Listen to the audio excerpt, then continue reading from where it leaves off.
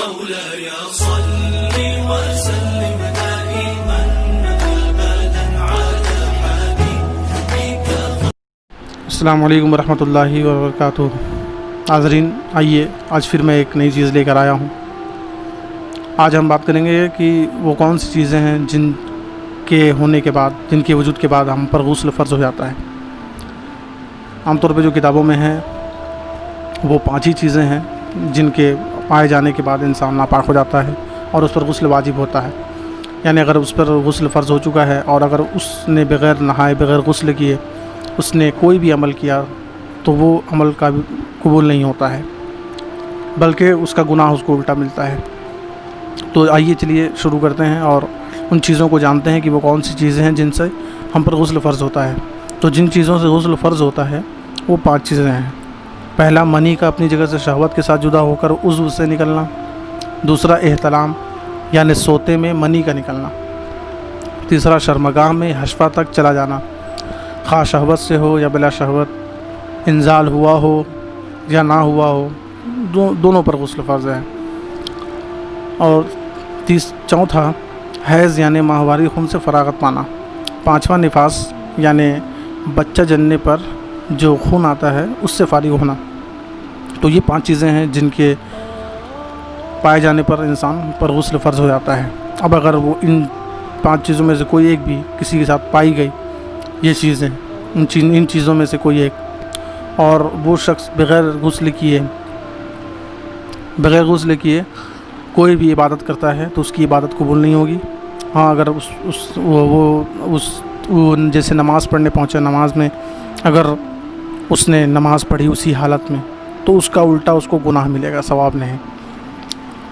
اور منی جو شہوت کے ساتھ اپنی جگہ سے جدا ہوتی ہے، اور اگر عام طور پہ ایسے ہوتا ہے کہ زیادہ لوڈ اٹھانے پر یا بھاری چیزیں اٹھانے پر بھی کئی بار کہ بہت لوگوں کا منی نکل جاتا ہے نا، یا کہیں اوپر سے گر گیا جس کی وجہ سے زور لگا اور اس کی وجہ سے نکل گیا، تو اس وقت جو ہے آپ پر غسل فرض نہیں ہوتا ہے. ہاں، اس وقت صرف آپ کا وضو ٹوٹتا ہے. اور اسی طرح اگر جیسے منی کسی کا بہت پتلا ہو گیا ہوتا ہے اور عام طور پہ جب پیشاب کرنے بیٹھتا ہے تو وہ پیشاب کے ساتھ باہر آتا ہے، تو اس ٹائم بھی آپ پر غسل فرض نہیں ہوگا، اس لیے کہ منی کا خروج شہوت کے ساتھ ہو تب فرض ہوگا. اگر شہوت نہیں ہے تو کسی طرح بھی نکلے، اگر شہوت نہیں ہے تو صرف وضو ٹوٹے گا آپ کا، اور ایسے نہیں ہوگا. بلا شہوت اگر ہو تو صرف وضو ٹوٹے گا، غسل فرض نہیں ہوگا. اور اگر شہوت کے ساتھ ہو تب جا کر آپ پر غسل فرض ہوگا. اور تو یہ 5 چیزیں ہیں جن کے بعد آپ پر غسل فرض ہو جاتا ہے. آپ کو نہانا ایک دم ضروری ہے، غسل کرنا فرض ہے، اس کے بعد ہی کوئی نماز، قرآن چھونا اور دیگر عبادات ہوں گے. اور چند جگہ ایسے ہیں جہاں پر غسل کرنا سنت بھی ہے، جیسے جمعہ کے دن، عید کے دن، بقرعید کے دن، عرفہ کے دن، اور جس وقت احرام باندھتے ہیں اس وقت نہانا سنت ہے. تو یہ تو چند باتیں تھیں جو ہم پر غسل واجب فرض کرتی ہیں، ان میں سے کوئی ایک بھی چیز اگر کسی کے ساتھ پائی گئی تو اس پر غسل فرض ہے، وہ ناپاک ہے. اب وہ جب تک پاکی حاصل نہیں کرے گا اس کے بعد کوئی عبادت نہیں کر سکتا ہے، اور اگر کرتا ہے تو اس کو ثواب نہیں بلکہ اس کا گناہ اس کو ملے گا، بلکہ سخت حرام ہے.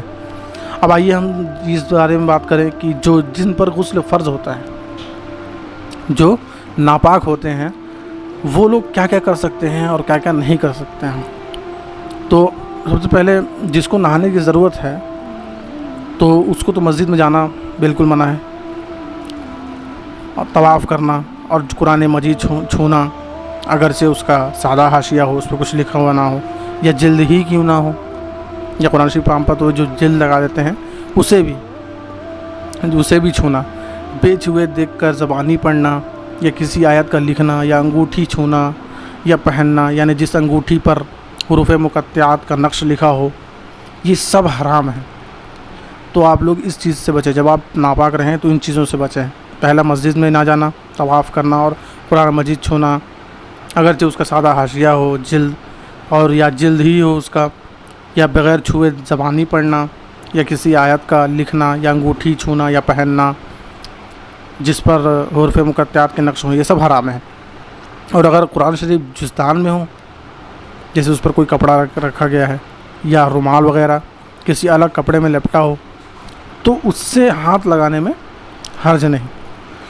اور اگر قرآن شریف کی آیت کو اس نیت سے پڑھا کہ میں قرآن نہیں پڑھ رہا ہوں، جیسے تبرک کے لیے پڑھا بسم اللہ الرحمن الرحیم، یا شکر کے لیے کہا الحمدللہ رب العالمین، یا مصیبت و پریشانی میں ان للہ و انا الیہ راجعون پڑھا، یا حمد و ثنا کی نیت سے سورہ فاتحہ یا آیت الکرسی وغیرہ ایسی کوئی آیت پڑھ لی تو کوئی حرج نہیں، جبکہ قرآن پڑھنے کی نیت نہ ہو، اور اگر ہو تو پھر اس میں حرج ہے. تو یہ چند باتیں تھیں بغیر غسل کے کن کن چیزوں کو کرنے سے حرام کاری ہوگی ہم سے. تو میں امید کرتا ہوں آپ لوگوں کو کافی چیزیں معلوم ہوئی ہوگی.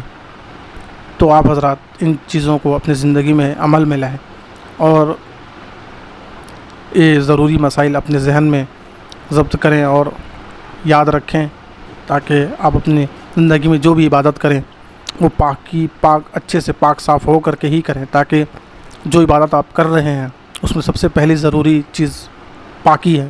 اور اگر آپ پاک ہی نہیں ہیں تو پھر یہ نماز روزہ کسی کام کا نہیں ہے آپ کے لیے. امید کرتا ہوں آپ کو وہ ویڈیو پسند آیا ہو. آج کے لیے اتنا ہی، انشاءاللہ پھر ملتے ہیں اگلی بار کسی نئے مسئلے میں. السلام علیکم ورحمۃ اللہ وبرکاتہ.